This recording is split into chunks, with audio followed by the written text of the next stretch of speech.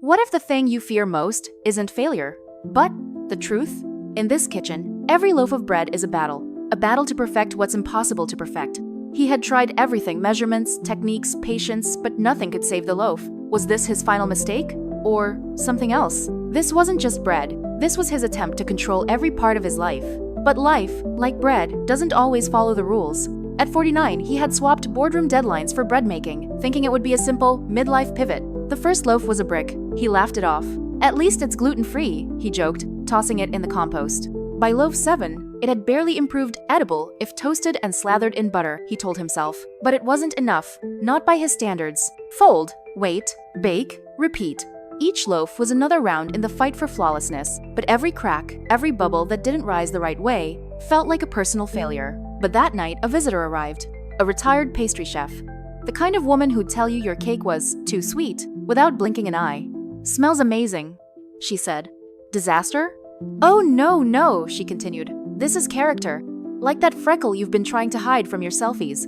The hole wasn't a flaw, it was a story.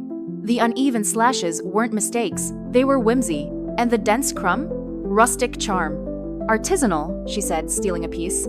"I'd charge $12 for this accidental authenticity." And just like that, he realized. People didn't want perfection. They wanted the story behind the imperfections.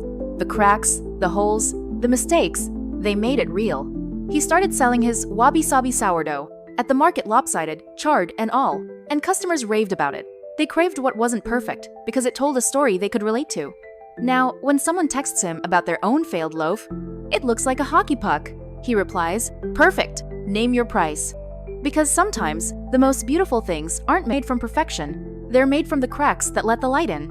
Turns out, the world wasn't looking for perfection. It was looking for authenticity.